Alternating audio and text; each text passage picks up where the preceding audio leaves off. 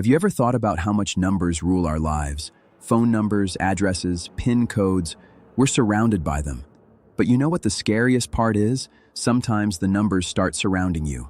They start stalking you, and you can't figure out if it's a coincidence or if someone is sending you a sign. For me, it all started with the number 2044. My name is Mike, and for the last 15 years, I've been a long-haul trucker. I ain't a writer, not a blogger. I'm just a simple guy from Ohio who turns the wheel and listens to old rock ballads. I'm used to the loneliness. My cab is my house, and that endless strip of I-80 is my backyard. I thought I'd seen it all. I was wrong. It began 3 weeks ago, on a Tuesday. I took a job hauling industrial refrigerators from Cleveland to some godforsaken town in Nebraska. A long, boring route across the entire country.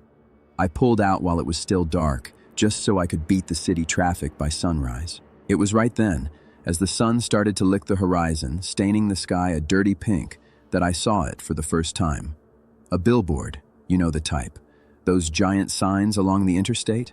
Usually they're plastered with lawyers promising to sue the pants off someone, or ads for roach-infested motels. But this one just had a number. Huge black digits on a completely white background. No slogan, no logo, just 2044. I chuckled to myself. I figured some marketing guys were getting cute. Probably a teaser for a sci-fi movie or a new brand of whiskey. I took a sip of my coffee, cranked up the radio, and forgot about it 5 minutes later. I didn't stop again until I was 200 miles down the road. It was a Texaco station, old and beat up, with dead bugs caked under the lamps. I filled up the tank, stomped inside to pay, and grabbed some more of that sludge they shamelessly call coffee. The cashier, a tired woman with purple streaks in her hair, didn't even look at me as she processed the sale. I grabbed the receipt, stuffed it in my pocket, and didn't look at it until I was back outside just to check the total. The total was $20.44. All right, I thought. A coincidence. A funny, weird little coincidence. I got back on the road, and that's when it really started to get under my skin. Because the radio station I was listening to suddenly screeched, the frequency scrambling. Through the white noise, a robotic, automated voice droned, "The exact time is 20 hours and 44 minutes. Greenwich Mean Time, I assume." I punched the radio off. My heart was hammering somewhere up in my throat. I felt sick. This didn't feel like chance anymore. I was about an hour out from my drop-off. I started pushing the gas harder than usual, desperate to get to the town, to see people, to get away from this empty highway and its sick jokes. I glanced at the GPS. The distance to my destination popped up, 44 miles. I swore out loud. My palms on the steering wheel were slick with sweat. 44 miles. I did something stupid then. I deliberately slowed down and took a detour on a gravel side road, driving an extra 3 miles just to mess with the number, just to prove to myself that I was in control.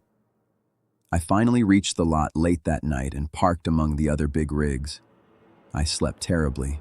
I dreamed of numbers, massive as skyscrapers, falling from the sky and crushing me. The next morning, I felt wrecked. I was deadheading back to Cleveland, empty. I decided I wasn't going back the old way. I chose a longer bypass route. The GPS recalculated, and the screen flashed the new estimated arrival time, 2044. I yelled and slammed my fist against the dashboard. The screen flickered, glitched, and rebooted, showing a normal time again. But the damage was done. The number was burned into my brain. Driving out of town, I slowed down to 20 miles an hour. There was a maintenance sign ahead. Why the hell was there a snowplow sign in Nebraska in October? I have no idea. But it was there, old and rusty. And on it, someone had scrawled a phone number in white paint. The state area code followed by, you guessed it, 2044. That was the moment I stopped being a rational man. I grabbed my phone. I had one thought in my head. Call it. Just call the damn number and find out what the hell is going on. I dialed. 1 ring, 2, 3. I was about to hang up when the line picked up. Silence. Total, airless, vacuum silence. I could only hear my own breathing and a distant, barely audible whistle of wind. I shouted into the receiver, "Who is this? What do you want?"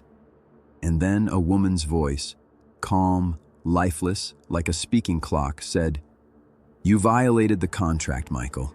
My hands went cold. Contract? What contract, goddammit? I never signed any contract. I screamed that into the phone, but the call had already dropped, leaving only the dead tone. I did what any man in my boots would do. I floored the gas pedal and raced home. I didn't want to see any more towns, any more billboards. I wanted my wife, Julia. I wanted to bury my face in the warm fur of our cat, Buster, and forget this like a bad dream. I parked the rig outside the house. The porch light was on. Julia always left it on whenever I was hauling a load. That calmed me down a little. I walked inside, didn't even take my boots off. The living room was dark, just the blue flicker of the TV. Julia was sitting with her back to me, watching some old black and white movie.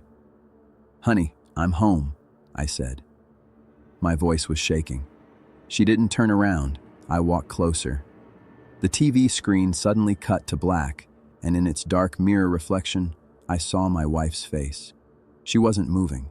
Her eyes were open, staring straight ahead, and on her forehead, right in the center, was a raw, blistered brand. 4 digits, seared into the skin like they'd been burned with a hot iron. I screamed so loud I went hoarse in a second.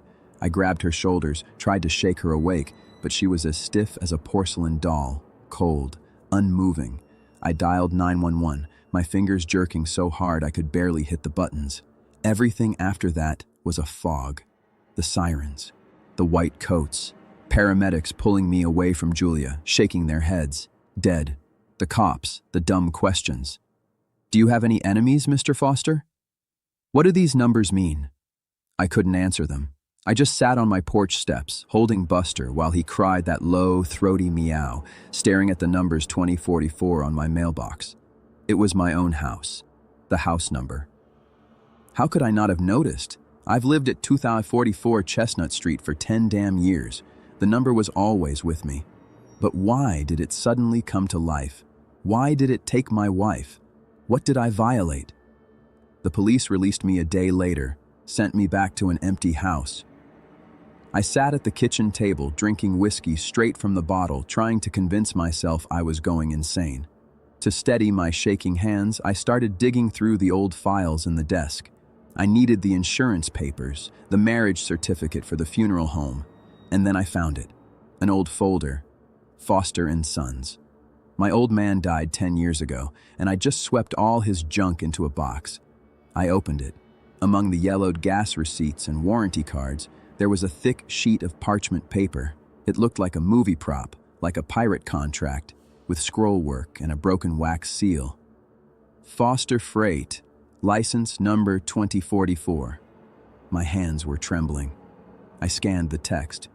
It was a weird contract my grandpa had made. Apparently, our business didn't just thrive since the 40s on luck.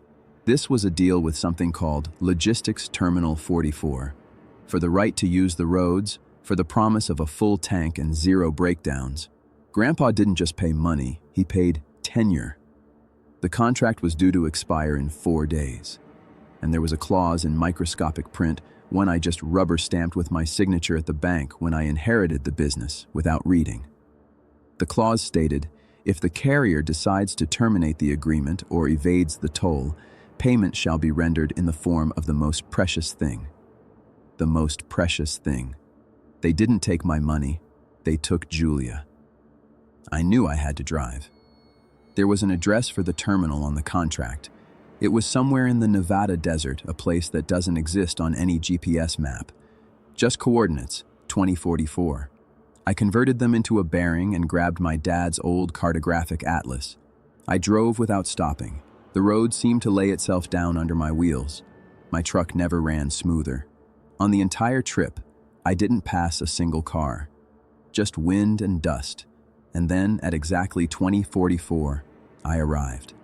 But it wasn't a warehouse. It wasn't an office. In front of me stood giant movie props. A colossal billboard right in the middle of nowhere, with names scrolling across it. I saw those names. Hundreds of them, like movie credits. Near the bottom, a line had just faded out. Julia Foster. And then another one lit up. Michael Foster. And below it, a ticker tape message. Object ready for loading at 2044. Please stand by. I just sat in the cab, watching the tumbleweeds roll by in the wind. And it finally hit me. After all these days, the full horror of it. I signed a shipping contract. I'm a trucker. And they gave me a load to haul. Me, my life, my soul. If you're hearing this, it means someone found my phone. These billboards, they're everywhere. Look around next time you're on the highway. If you see a clean white sign, wait. Sooner or later, 4 digits will pop up. God forbid those digits are your house number. Don't sign papers without reading them. And never, you hear me, never, swerve off the route your navigator gives you if you see the number 44. Because right now, I can see the headlights turning on in the desert.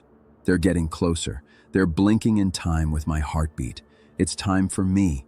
It's my turn to be delivered. Shut off this video and go check your mailbox right now.